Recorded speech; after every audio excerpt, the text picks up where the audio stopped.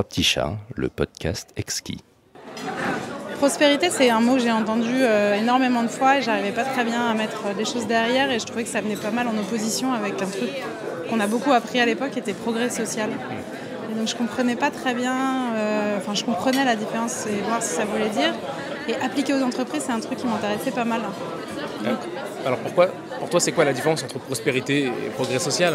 Prospérité, je trouve que c'est quelque chose de beaucoup plus horizontal déjà, c'est beaucoup plus englobant, parce qu'on a quelque chose qui est au niveau de la société. Progrès social, on l'associe tout de suite très très vite à, bizarrement, mais c'est le fait d'histoire, et peut-être c'est très lié à la France, mais on l'associe très vite à des histoires de droits, de devoirs. Ça a une acceptation qui est plus aussi large, aussi historique, aussi riche que la prospérité. Et donc ça, c'est un truc que j'ai beaucoup aimé tout de suite. Et toi, si tu penses qu'il y a une notion à laquelle il faut travailler pour penser correctement les futurs, ça serait celle de prospérité ? Ce serait la prospérité parce qu'au fur et à mesure des recherches qu'on a fait pour préparer cette conférence, c'était le thème qui revenait toujours, c'est comment tu remets l'humain en fait, au cœur du système.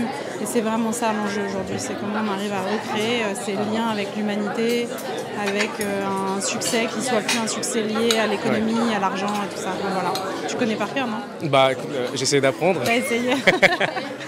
Tu peux peut-être nous raconter justement où on est, et ce qu'on est en train de faire, les gens qui nous entourent et pourquoi on est réunis aujourd'hui ? À Essaouira.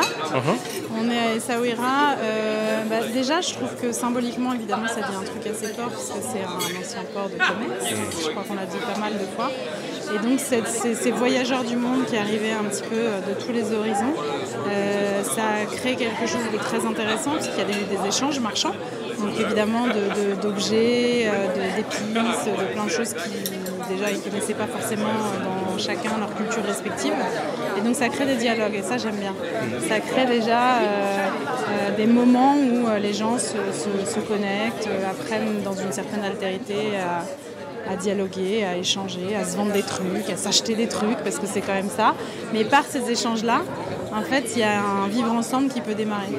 Et il y a une façon de créer d'autres choses que le commerce. Donc c'est une ville qui, au niveau culturel, est absolument incroyable. C'est une ville où les religions ont fini par vivre ensemble et d'ailleurs vivent toujours ensemble.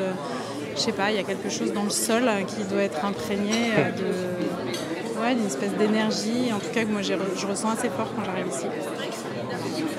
Là, à Essaouira, pour toi, c'était le lieu dans lequel il fallait tenir ces états généraux de l'entrepreneur et de l'entreprise citoyenne. C'est ce que tu as dit ce matin, il y avait soit Essaouira, soit Venise. Et tu avais tout à fait juste. Et plus Essaouira, parce que nous on travaille sur le rassemblement justement entre les entreprises citoyennes ou les entrepreneurs et des gens comme des sociologues de l'imaginaire, comme des artistes, comme tous ceux qui sont un peu engagés justement sur cette vision du futur. Et à Essaouira, et dans ce rassemblement, on est beaucoup entre l'Europe, le monde arabe et l'Afrique. Et donc être au Maroc, c'était hyper important, c'est un point d'entrée ou un point de sortie, ça dépend de par où on arrive, mais entre tous ces pays. Donc c'était une espèce d'évidence, très étonnant. Et toi, pour toi, cette donnée de métissage, d'hybridation, de mélange, de croisement, c'est un thème qui te porte pour la construction de ce futur ? Évidemment. Il n'y a que ça qui permettra de faire le futur et de dessiner. C'est impossible de rester chez soi, puis c'est tellement chiant de ne pas rencontrer les bonnes personnes. Donc c'est exactement ça qui permettra de dessiner le futur, je pense. Est-ce que c'est une espèce de... on va incarner dans le lieu dans lequel on est les idées qu'on a envie de faire passer. Est-ce que c'est quelque chose que tu avais envie de faire passer de manière douce par rapport au programme, par l'art En fait, j'aimerais bien... Chacun peut venir prendre le message qu'il veut parce qu'il y a tellement de gens intéressants avec des profils hyper variés, des thématiques, alors ceux qui sont plus proches de la finance, ceux qui sont plus proches de l'éducation. Enfin, on peut aller choisir de voir ce qu'on veut dans la prospérité et comme c'est un mot, une idée qu'on peut prendre par plein d'angles pour arriver à la construire tous ensemble, on a essayé de faire ça.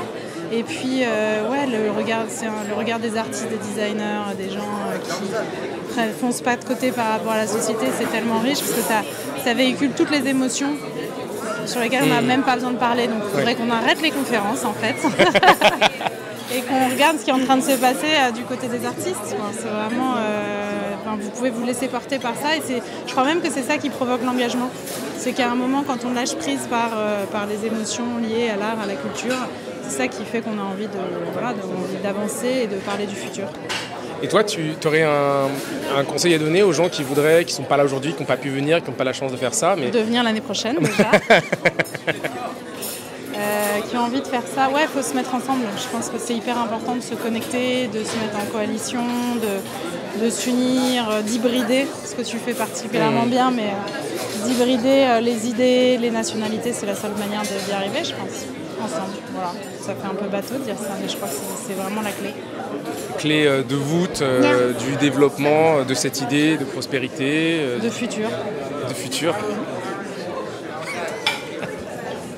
Amandine, une dernière question. Cet après-midi, on repart.